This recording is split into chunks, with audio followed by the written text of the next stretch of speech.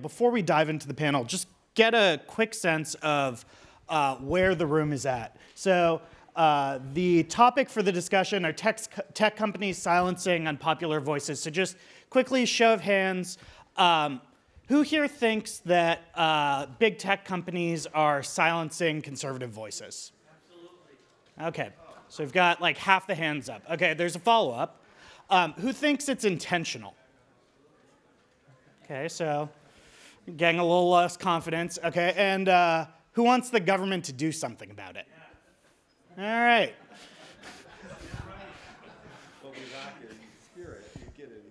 Yeah, so I think that helps to sort of frame up this conversation, right? There's a lot of talk about bias in technology, especially in social media right now, and especially related to the right. Just this morning, there was a story about a report that there was a meeting to brainstorm ways to promote pro-immigration messaging in opposition to the Trump travel ban. That didn't go anywhere, but they had a meeting about it. There's stories about allegations of, censorship in terms of taking down content or moderating content in an unfair way, maybe with a finger on the scale. And so we've got a really terrific panel of experts to help us assess this. So to my immediate left, Dr. Jerry Johnson is the president and CEO of the National Religious Broadcasters. He was previously president of Criswell College in Dallas. He's also an alum of Criswell and has a master's from the Denver Seminary and a PhD from Southern Baptist Theological Seminary. Eric Goldman's a professor of law at Santa Clara University, where he co-directs the High Tech Law Institute. He has a BA, JD, and MBA from the University of California, Los Angeles. Go Bruins. And Corynne McSherry, who you've seen before, but now in a much more participatory role, is legal director at EFF. Just try to shut me up. Corynne has a BA from UC Santa Cruz, a PhD from UC San Diego, and a JD from Stanford. Okay, so I want to dive right in and maybe start with Eric as the law professor on the stage. There are sort of two interrelated claims that tend to come up in this conversation. So the first claim is platforms engage in all sorts of content moderation, right? If you're Facebook or your Twitter or your YouTube, having spam and Nazis and all sorts of things on your platform generally makes for a bad user experience. And so that's sort of claim one, that there's things that platforms do to moderate content. Claim two is I think where we started to lose some of the audience in the hand raising, which is, are platforms intentionally biased in the ways in which they go about moderating content? And so can you help us understand sort of what is it that platforms can do, and what are the sort of speech rights that users on platforms have? So let's start with the question that's on the table here. Are tech companies silencing unpopular voices? There's no question that tech companies silence voices. They don't open up the door for everybody to have their unrestricted say. And in fact, the idea that they would do that is crazy if you think about it. We know what would happen if you had an untended garden. It would be overtaken by the weeds, by the invasive pests. The same thing would happen by any untended internet garden, that it would be overtaken by the people who would overgraze the resource, drive it to extinction.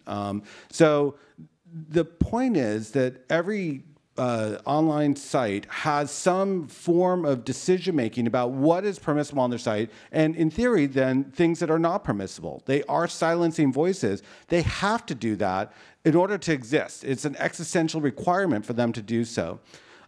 So the real question then becomes, how do they decide what's acceptable and what isn't, and what kinds of biases are baked into that decision-making?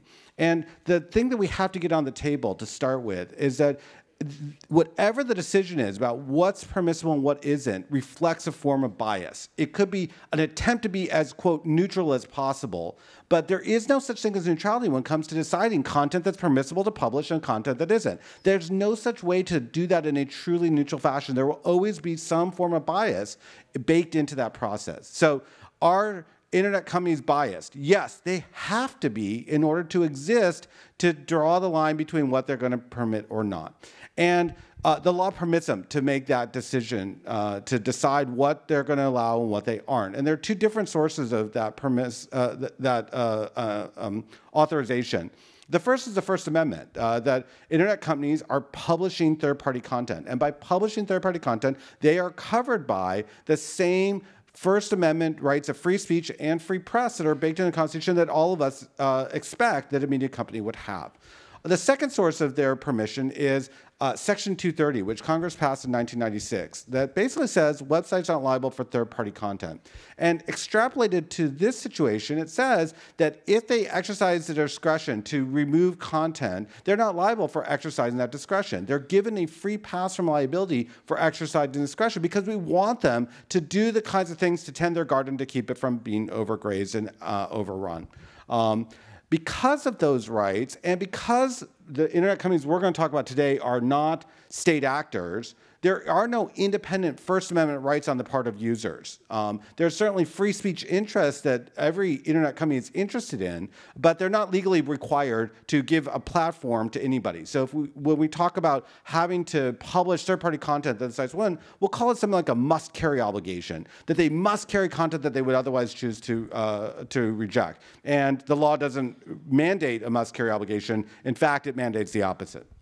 So, Corynne, I want to dig in maybe a bit with you. And so, both as we've been talking so far, and quite frankly throughout the day, whenever we've talked about tech or big tech or platforms, that can mean a whole lot of different things. And it manifests both in terms of different actual products and different sort of venues, but also different experiences for users. So given sort of what Eric just laid out about the sort of general legal rights and frameworks, how should we think about, say, social media compared to search, compared to, say, online marketplaces, or other sort of parts of the garden? Yeah, so that's a great question, and I think really important as these debates continue. We have a lot of talk about tech companies and tech and regulating tech, and it matters a lot what you're even talking about. So, for example, we might have a conversation about social media companies and social media platforms and moderation on those platforms, and we might come up with a set of policies for what we think should happen there. I have strong feelings about what those are, but setting that aside for the moment, those conversations and anything that comes out of that, even best practices, are probably going to be markedly different if you're not talking about social media, but you're talking about something like an ISP. So let's say you've got someone who comes out really strongly like, ban all Nazis, and I want you free reign to shut down all the Nazis. Facebook should shut down all the Nazi speech on its platform.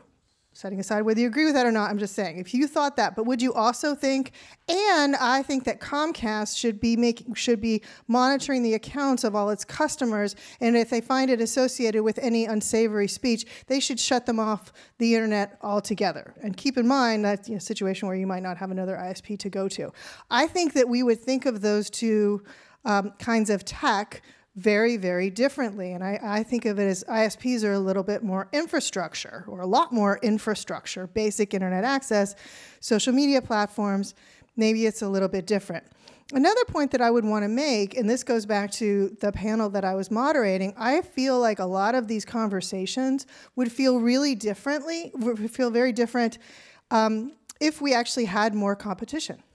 I think it matters that the decisions that Facebook makes, the decisions that Twitter makes, feel like they have a very, very outsized effect on people's ability to communicate with broad audiences, because we don't have 100 Facebooks, we have one. So this conversation, I think, is difficult to have. What does silencing really mean? That's only really a meaningful approach if you actually think that a given social media platform and its moderation decisions actually can silence anybody. And I'm not trying to downplay the effect of them, but I'm just saying it's difficult to think about moderation without also thinking about the fact that maybe we don't have as many alternatives for speech as we would like. So I actually want to pick up on that theme and Jerry, bring you into the conversation here. Right. So there's sort of two interrelated questions here. One is, how big is the market for speech, right? So how many different venues? You represent a whole bunch of broadcasters, or one venue, but there are plenty of others that we've talked about throughout the day. So how sort of broad is the marketplace for speech, and to what degree are the sort of claims of censorship actually justified? Like, is this a sort of anecdotal media story-driven thing, or is there evidence of any sort of systemic bias or systematic bias? Thank you. NRB is 75 years old.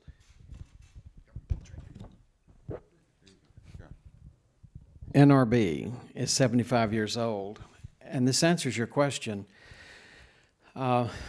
Radio preachers and teachers were the most popular radio programs in the 40s, more popular than Amos and Andy, for instance. But all of a sudden, they were just taken off the air. Mutual took them off, CBS took them off, NBC took them off, and these broadcasters got together and formed National Religious Broadcasters to try to get back on, and they did get back on in about 2 or 3 years. But that brings up the fact that there's radio, there's television. Our listeners are about 60 million a week, not potential audience, it's actual listening audience. But I've got to say, today, this is where people are doing life. And I'm not sure your question follows for the discussion in this regard. That is, you can be on radio or TV, but if you're not on this, you're not on the public square today. And so, looking at the question of the session, I do admit we're out there. There's a great divergence of voices, but more people have one of these today in the world than have a TV or a radio. It's the most ubiquitous way people are doing life. So I think that is the question I want to talk about. And I've got a quote I brought that answers, I think, the question. And I want y'all to guess who said this. Don't look at my notes here. If a handful of tech executives decide to block you from their services, your content effectively can't be on the internet. A handful, he said. Wasn't me. This was Cloudflare. Cloudflare CEO Matthew Prince. He said another thing. He said, quote, there are a few gatekeepers to the public square. He used the word public square. I think that's very interesting. The blogs and social media that serve as today's soapboxes and pamphlets. I mean, this is reality. This is what Facebook is and Twitter is. It's the new speaker's corner. And the final quote was this one. An uneasiness about, quote, invisible but ubiquitous companies deciding what content can be online. The pre-internet analogy would be if Maul Bell listened in on phone calls and could terminate your line if it didn't like what you were talking about. And so, as you mentioned, CDA 230, I think that's the atmosphere for CDA 230.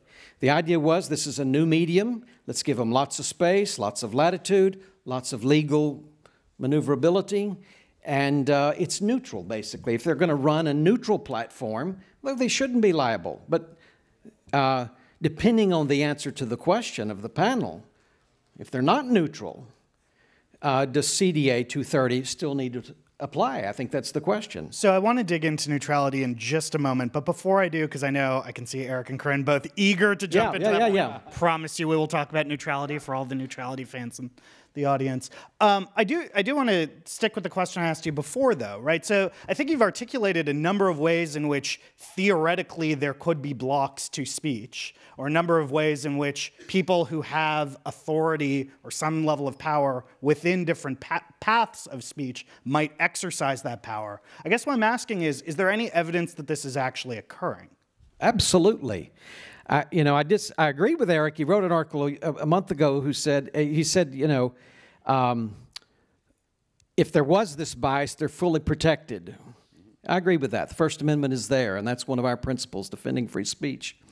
But he actually said there was no evidence of bias against conservatives. I think you said that twice in the piece. I've said it many times. And there is. And so we've been tracking it for 8 years, since 2010. And I brought maybe 20 or 30 timelines here of the bias, if you want to see it. But actually, you've got your phone. Just go to internetfreedomwatch.org. There is a timeline, starting with Chuck Colson being thrown out of Apple's App Store in 2010 for the Manhattan Declaration. I mean, this is a mainstream public figure expressing mainstream conservative Christian views, and he's thrown out of the App Store for that. Fast forward to Representative Marsha Blackburn. When she announced for her Senate campaign, she mentions Planned Parenthood, and Twitter throws her out. Mike Huckabee thrown off of Facebook. Todd Starnes thrown off of Facebook. These aren't dollar-a-holler preachers, off on hate speech. These are mainstream public figures. You don't see a correlation with Al Sharpton being taken off or Rachel Maddow being taken off, Planned Parenthood being taken off. But you do see it is a pattern. So it is there. If I can ask you about that, right? Yes. So you've pointed to a number of different examples and named a number of very prominent people who frequently appear on television, in the newspapers, on their own social media accounts, and the social media accounts of others. So is their speech actually being silenced? On Facebook it is. On Twitter it is. Eric, let me ask you. So Jerry referenced, I think, some of the things that you've said in the past about these claims being pretty unsubstantiated. Is there actually any evidence of sustained or systematic bias against conservatives or silencing of speech? Yeah, so it's pretty easy to cherry pick out anecdotes where conservatives have been silenced. We could just as easily pick out anecdotes from whoever the opposite side is. I don't know what conservative means anymore. Did you name one? I don't track it the way you do, but certainly when you see all the complaints, I just posted one, in fact, by a guy named Mohammed, who said he was suing YouTube for having shut down his voice for the same reason. In fact, in my internet law class, I teach a case from 2003, the Noah case versus AOL, where he said he was being discriminated against by AOL because of his status as a Muslim. So we have it across the board in every respect. The whole point was, and this is what I tried to introduce it, is that when internet companies make distinctions on content, they are going to exhibit bias that's intrinsic in the process. So we can find examples where they exhibit bias against particular categories of speech. However, what we can't do is show that that was based on because they were conservative, as opposed to because they met some standard that got triggered that caused them to be kicked out. One of the things I find so fascinating is the number of people who are claiming to be conservatives who are suing internet companies right now for having been kicked off, who really actually, by many objective people standards, are really just trolls. They are actually engaging in discourse that is harming the community and interfering with the ability of the other users to engage in themselves in a socially productive way. So whether they're conservative or not, they're harming the community. They have to be managed, or else the community will leave and there will be nothing left of the resource. So, Eric, I want to come back to this neutrality point, right? So I'm not that old, but I'm old enough to remember a time when conservatives, particularly conservative broadcasters, used to lament the old fairness doctrine that existed and celebrate its effective repeal. And I think when Jerry raises CDA 230 and claims that there's a neutrality requirement in it. It's a requirement, assumption. Neutrality assumption in it. That sounds a lot like a sort of fairness doctrine for the internet. So one, is there a neutrality assumption in CDA 230? And two, should there be? So there are two parts of Section 230. There's Section 230C1 that basically says websites aren't liable for third-party content. There's Section 230C2 that is basically a safe harbor for filtering content. The safe harbor for filtering content has a good faith requirement, and one could impute in norms that might look like something like if you're exhibiting animus towards a particular person, that would no longer be good faith.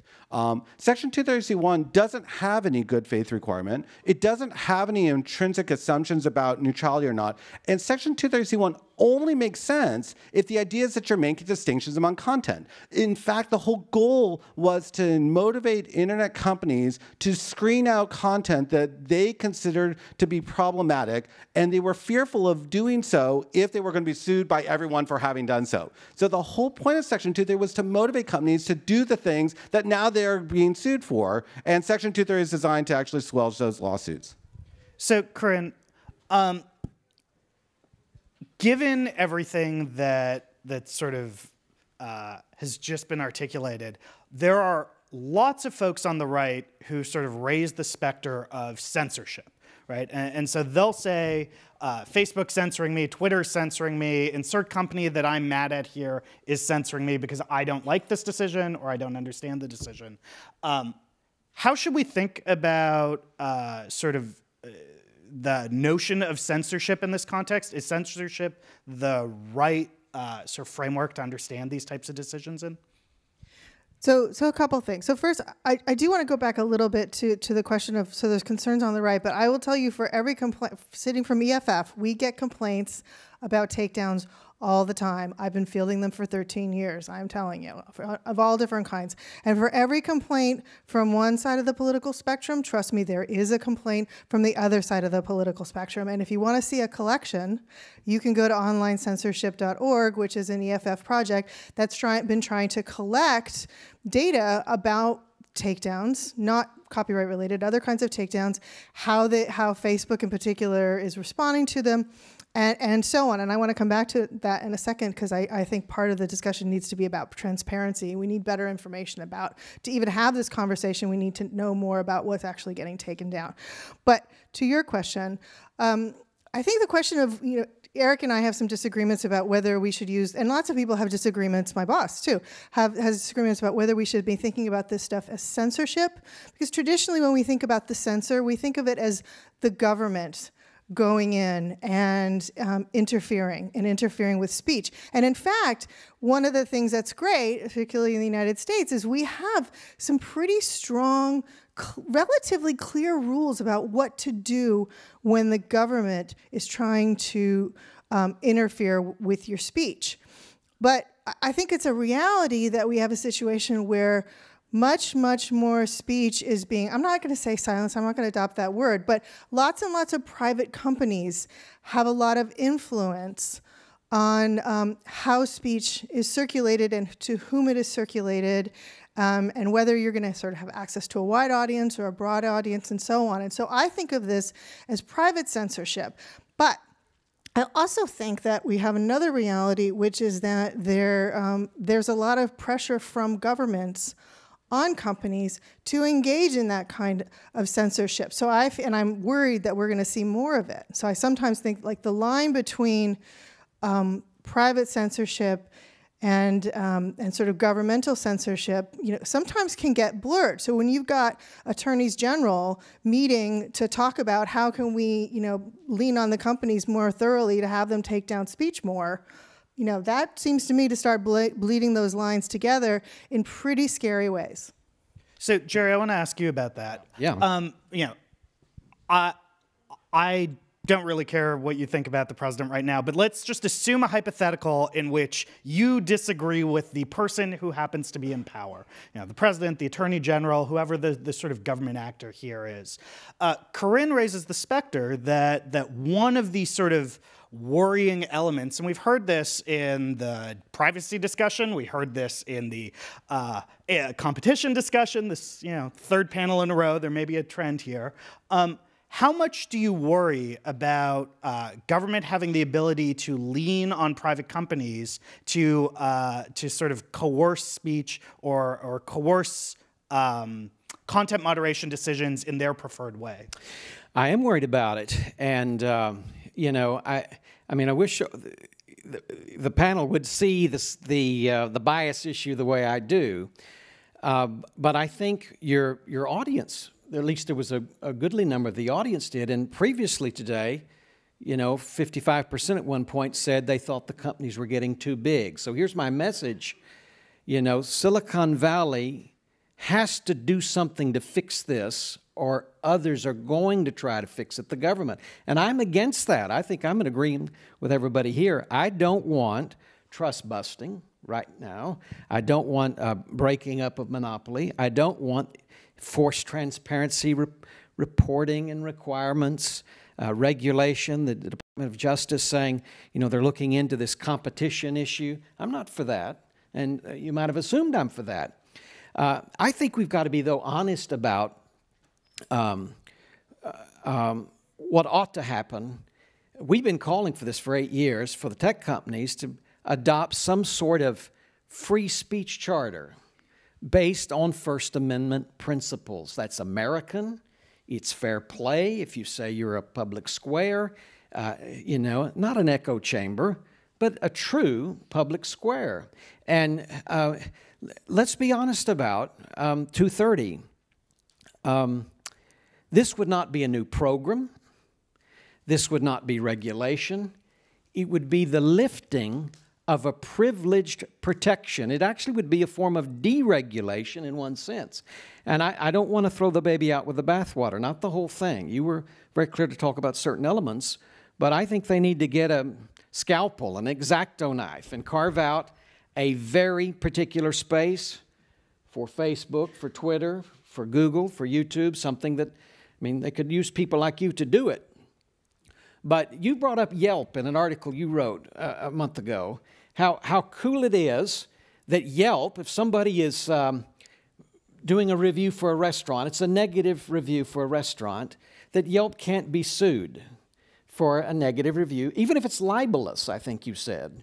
So, that's interesting, but dig a little deeper. What if people were getting food poisoning at the restaurant and trying to post that?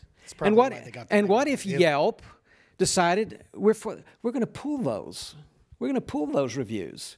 And people started dying at the restaurant. Do we not think that Yelp or the restaurant, do we not think that they should have their day in court? Carving out this section of 230, all it would do is say, if you're going to push your hand on the scale in the great public debates of the day, not against obscure Nazis and people often, but on mainstream people like Dennis Prager, if you're going to press the scale, then have your day in court. You go to court, we've got a judicial system. Why do you need an extra layer of protection? They're big. It's time to leave the incubator. I guess that's another way I would put it. 230 came in when it was a new day. Let's give them a lot of space. Why do they need that now? So I guess I'll briefly respond to the hypothetical and tell me if I get it wrong. All right. That in a world in which a number of people post reviews on Yelp about how they got food poisoning from a particular restaurant, and then Yelp decided to remove the food poisoning reviews, and then more people went into the restaurant and got food poisoned as a result, is Yelp responsible for that? That's basically the question. I will say, for the record, I'm not a lawyer. I've never taken one of Eric's finals. I imagine a hypothetical like this might be on something like a legal final. I think the restaurant's responsible for poisoning people if they serve contaminated food. And that's why we have all sorts of mechanisms for governing restaurants, ranging from health and safety standards, to liability lawsuits, to insurance products, to user reviews, which exist in Yelp and lots of other places. But Eric, I want to turn to you because I saw you grimacing as the prospect of carving up Section 230 in a precise way to make possible a sort of statement of First Amendment-esque principles about the public square. Is that a workable proposal? Is that something we ought to be considering for 230? Yeah, I'll start with the comment that we should deregulate Section 230, because Section 230 is actually one of the most brilliant examples where Congress deregulated a space to enable innovation. And So to dial back Section 230 is to re-enable the regulation that has been pushed back by the law. And so, I couldn't even wrap my head around the idea of deregulating Section 230. That misunderstands so grossly how Section 230 is a shining beacon of deregulation, all the benefits that it created from it. I was interested in your comment about the idea that the internet companies should have a free speech charter. In fact, most internet companies reflect the free speech norms of the U.S. In ways that are inconsistent with most other countries' norms. And so we've actually seen what happens with the, quote, free speech charter that's applied in other countries with other norms. Turns out they really don't like it. And there's a lot of regulatory pushback in those other countries to the free speech norms that they already have. So we've seen that they already have it. It's just that in the US, we are the outlier globally. And when we tried to export that, it turns out it doesn't go so well. But the real incursion on the free speech charter that you have isn't going to come from the internet companies with them saying, let's go and prop up a restaurant's business by suppressing news of food poisoning so people will die. I don't think that's really a long-term winning business model. I don't think that it's going to come from what Corynne talked about, the soft regulation that's going to come. And we're seeing it even today by having this very conversation, these questions that we're all fostering, saying we think that there's bias against conservatives. The internet companies, they're creatures of the public sphere. They hear this and they think, oh, I need to somehow be uber careful about not exhibiting anything that might look like bias because of the fact then that I'll be feeding into these allegations. And so we're seeing that coming from the government. When the government calls up and says, we think that you're stifling free expression, that's a huge red flare to the internet companies.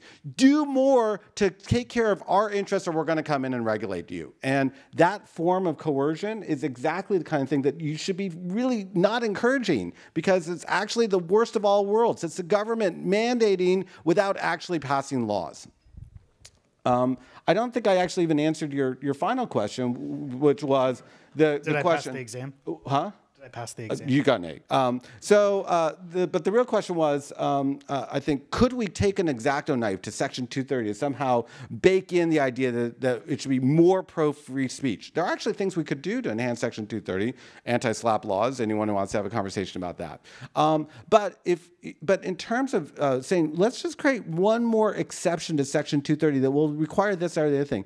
If we're talking about anything that is like, you have to let more voices on there, anything that we create on there is going to be, everyone's going to say, whatever that exception is that you just gave, that's the reason why I'm going to sue you. I was in that category. You didn't respect my rights properly. I'm coming in and I'm suing you. It is shocking to me how many lawsuits we're seeing today that are facially preempted by Section 230 on exactly the kinds of things that you were just describing. And this is with the law in place. You create an X-Acto knife, the floodgates will open. So, Corynne, Section 230 is often painted as this sort of all-encompassing sort of grant of immunity, but it's not, and sort of the knowledge and behavior of platforms can implicate their liability. And so while I want to get you into this debate too, I was wondering if you could also comment on sort of the limits of Section 230 and when companies actually do become liable. Well, so one, we actually right now have an example of someone trying to take an X-Acto knife to Section 230. There was recently legislation passed that was ostensibly designed to target when websites are hosting material that might be related to sex trafficking and child trafficking. And it was very difficult to argue against because everyone said, well, I hate sex trafficking and child trafficking. That must be terrible. And so therefore, I'm going to vote for this legislation because I love children. But in fact, what it really did was create a situation where now you have new liability for websites if they carry certain kinds of content. And as many people predicted, sites are being extremely conservative in what they will now post because they're afraid of liability. And full disclosure, EFF has a lawsuit challenging the constitutionality of this law, which we are going to win. But anyway, in the meantime, we have this situation, and it's caused some very significant collateral damage. So, for example, I don't know how people in this audience feel about sex workers, but there are a lot of people who make a living that way, and they were using Craigslist to do so much more safely than they could do so on the street. They can't do that anymore, and we've had reports at EFF where people are saying, I am now in danger. But we also have people like massage therapists, and that's how they made their living, and they can't use Craigslist anymore either. So, you know, it's just an example of like when you try to take this X-Acto knife approach, there can really be a lot of dangerous collateral damage, even when you're trying to do the most laudable possible thing, right? So that worries me a lot.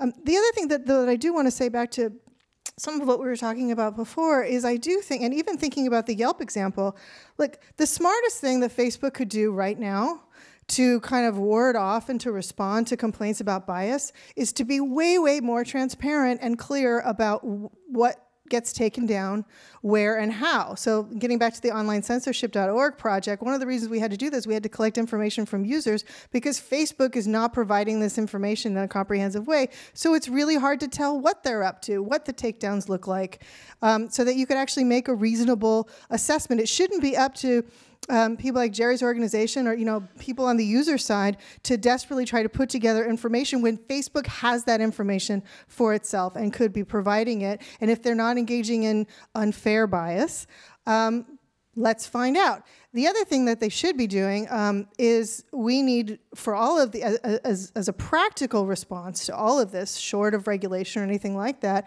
in addition to more transparency, we need sort of equivalent due process of some kind so that if your stuff is taken down, you don't have to be Marsha Blackburn to make a stink about it and have an opportunity to have your material put back up if you think that it was taken down unfairly. Some of the big companies have something like this, but it's very difficult for people to negotiate. They don't really understand a lot of times why their content's even being taken down. So, this seems to me sort of like low-hanging fruit that I would encourage our friends in Silicon Valley, to pick up because, they could be doing a lot to address the concerns that people have. And I don't think it will be cheap, but nonetheless, it's a way of showing their good faith and showing that they are, being, good actors and good citizens as they claim to be. So, Jerry, don't worry, I'm not going to ask you your views on sex workers. I am going to ask you to talk a bit more about Dennis Prager, though. So you raised the example of Dennis Prager recently, and Dennis Prager filed an unsuccessful lawsuit against YouTube. Can you walk us through that example, sort of both just so everyone's on the same page about what actually happened, but why you think that's a sort of justified case where he is being silenced and in what way? Yeah, in the course of that, I also want to respond to what she said. I think, and I do recommend some of the things that Corynne has written. When I say, to me, the best solution is the free speech charter, which the companies themselves would come up with, which would, I think, keep the government out. That's what we're hoping for. And it would be their own voluntary change. And one of the issues would be an appeals process that's clear, because this isn't theoretical for me. We were blocked. NRB TV, I have a TV channel, 378 on DirecTV. We were blocked. We run a live stream on the YouTube Live. We were blocked. We got a 3-month shutout. We asked, why? Well, you're violating community standards. Now, our goal has been sort of a PBS, NPR model of Christian television, not, again, the dollar a holler version or the wackos, but we have debates, we have apologetics, we have history, we have archaeology, and we have people who have strong views on this and that, but we never got a clear answer. And because we're near the office there in D.C. and my staff has a relationship with their staff, it was just extraordinary going over there and badgering them, and they finally took the block off. They never told us why. We had violated community standards. They didn't say what show it was or anything. So back to Prager. This was part of his frustration. If you study that case, if you go on their website, look at PragerU stuff and read what happened, it took months for them to get straight answers. Who did this? Why did they do it? They would not tell them why they did it. And so they were demonetized. They were put in the adults-only section, which is really for pornography and violence. And so if you're at a public library, you can't watch Alan Dershowitz's video on the Palestinian-Israeli crisis. Now, does anybody think that Alan Dershowitz is over the top and that you ought to have to, well, some of you do. But I mean, I'm a conservative and Alan's a liberal.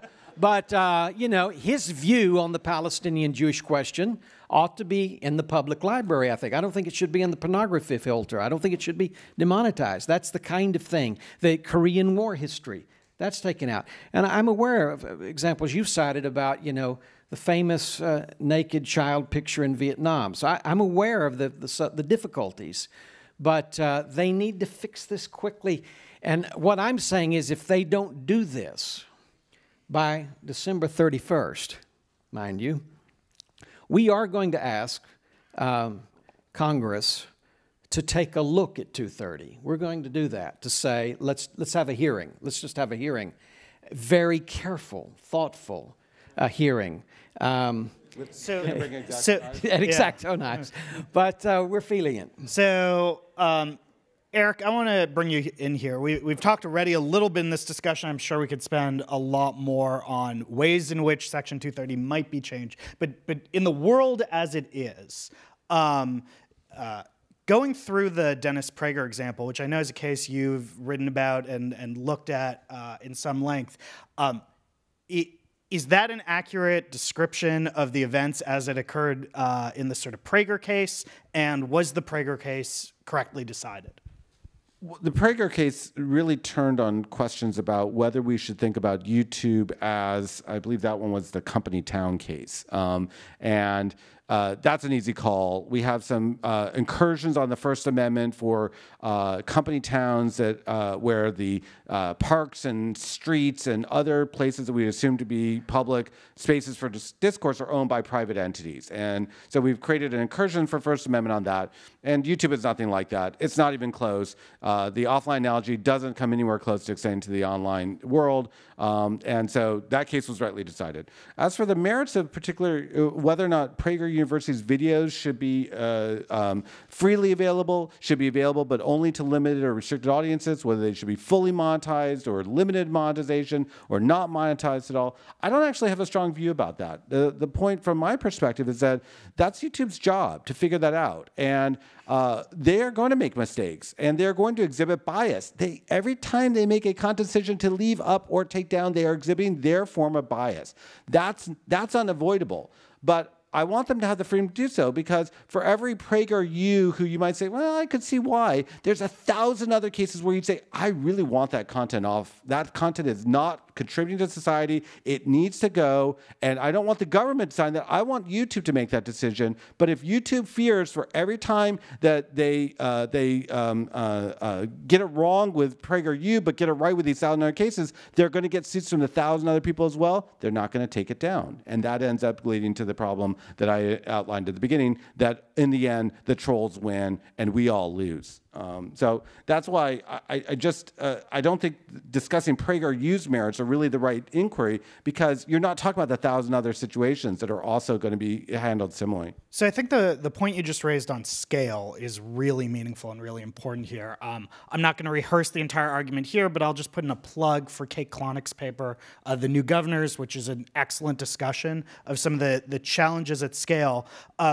One of the things, Corynne, I want to ask you about is we've had some experience in the past of dealing with content moderation challenges at scale and this sort of back and forth that creates and the impact of sort of getting the decision wrong. And that, despite Adam's admonition not to talk about IP ever before, is in the IP context. And so I was wondering if you could talk about, as someone who's fairly active in the IP world, what are some of the lessons from content moderation in that context that are relevant for this discussion? Oh. He's just getting me. Like 7 minutes. 7 minutes. Okay. I'm working on a post about this very thing right now. There's a few lessons that we can learn. One thing we can learn is that mistakes will be made, and a lot of mistakes will be made. And when mistakes are made at scale, even if you only mess up 1% at the time, that's a lot of speech.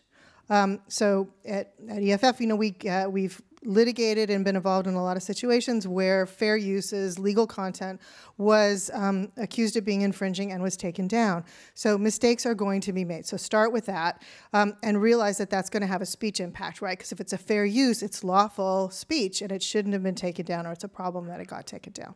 Okay, so mistakes will be made. The bots won't save you.